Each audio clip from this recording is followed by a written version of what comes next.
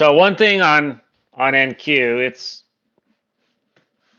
not only is it a volatile market, but it's really about location, where you're trading, where you're deciding to take a trade at. And I was talking to a trader yesterday, and the indicator would fire, and he would feels like he's always behind the eight ball when the indicator fires, because then he looks left, starts, looking, doing his analysis of the location of where the market is, what it's doing, and then sometimes the trade happens, without him, and it can be a winner, and then that's frustrating for him. Or he'll get into a trade, and then after the fact, he's like, "Oh, I didn't see, I didn't see X, Y, Z." So is that something you guys experience where you feel like if you just had maybe, another 10, 15, 30 seconds, you'd be able to, analyze the market better and have better reads? Was that a squirrel on NQ, Ron?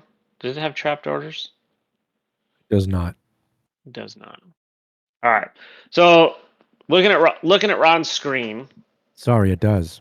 It does. Yep. So that was just a squirrel, and it looks like it's There's just the about to OP take bar. profit. There's the OP bar. Yep. Trapped order. So there was a squirrel right there. So right there, this is a perfect. Right here is a perfect example of something on how I would look at the market. Okay. So we're coming up. We're coming up to this area, right? Let's say, yeah, go one bar before.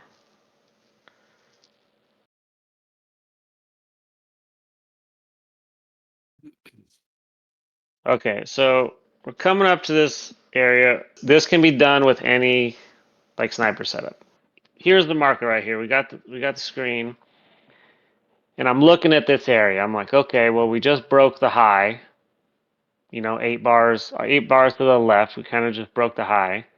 And then at this price level at 1750, there's a cluster, a ZOI, right? So we have a potential for a hole patch, and there's another cluster in ZOI right above it, like 752 or 1752. So on the next bar, if we go over, all right, so now the bar retraces right down to that triple cluster area. There's 3 clusters. There's a ZOI, and then right above it, there's 2 ZOIs.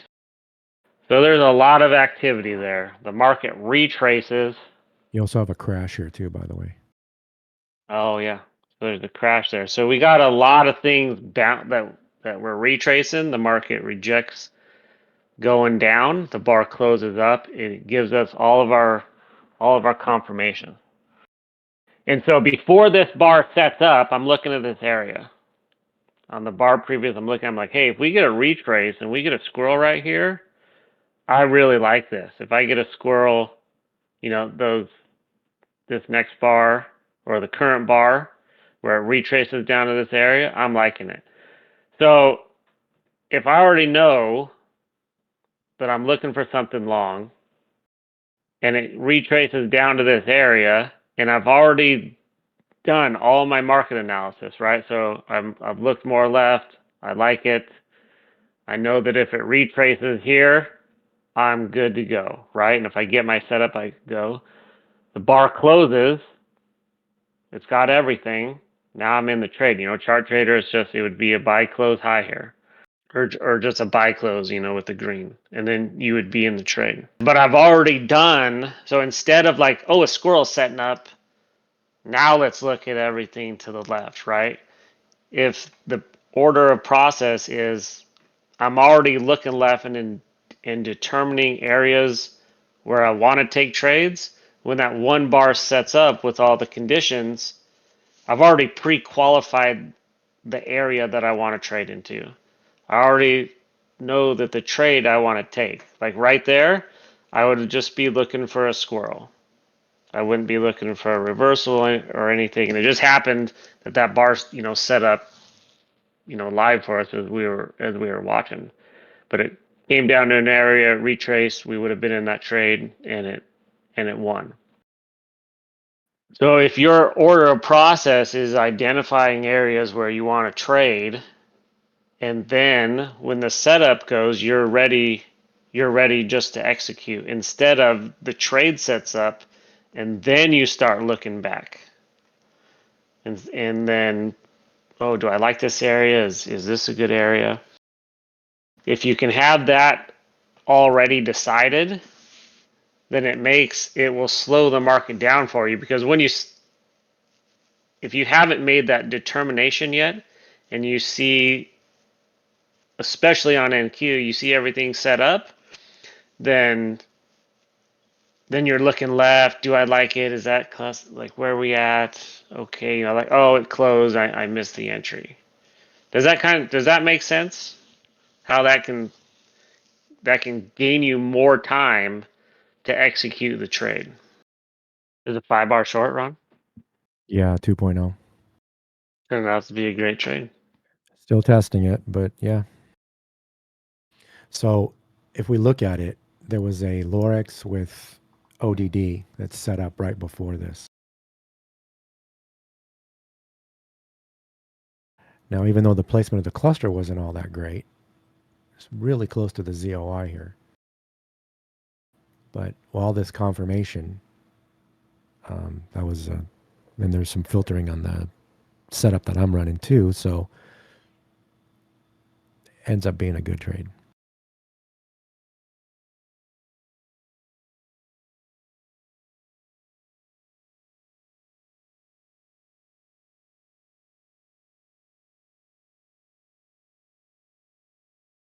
The triple cluster is right here. Yeah, it came right down to that area again. Where that squirrel, was basically building at that mini magnet. So it went there, and so, but anyway, yeah, it was a good trade. And so this would be another, like on this bar right here, if it gave a squirrel along right here, bouncing off that area immediately again, that would be another setup where I'm like, I already like this level. If it bounces off and gives me some momentum and qualifications to go long, I'm going long. Yeah, yeah, and if it could give some additional confirmations, even better. You mean like all we need now is a cluster and we're good? Yeah, so if it gets a cluster right here, then this would be let's take it. We'll squirrel take it. long. Come on, give a cluster. Let's see. Close to getting a cluster down there.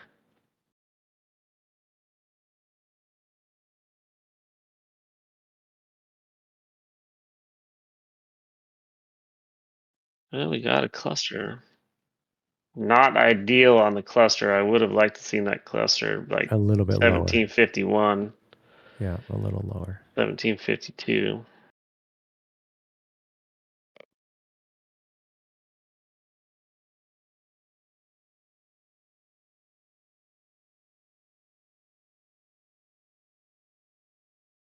So right there, there's a squirrel.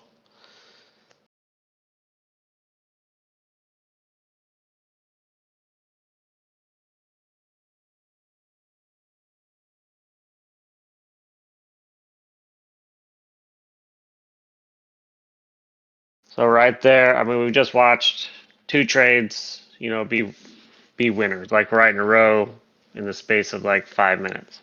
And that's a freaking good trade. Yeah. And yep, and there's a probably I would have had my second target here at 760, which is my level. It's Yeah. what I should have done. If this bar closes up, I'm going to move my stop up there.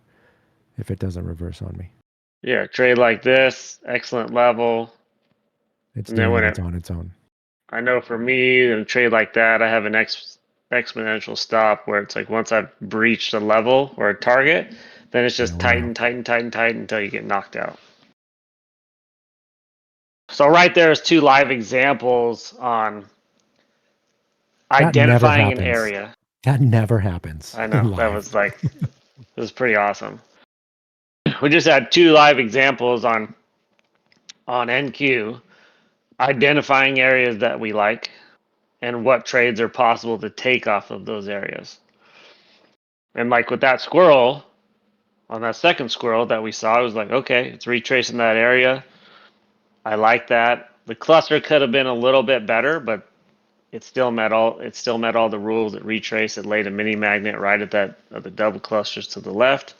The bar closed. We're in the trade, and it wins.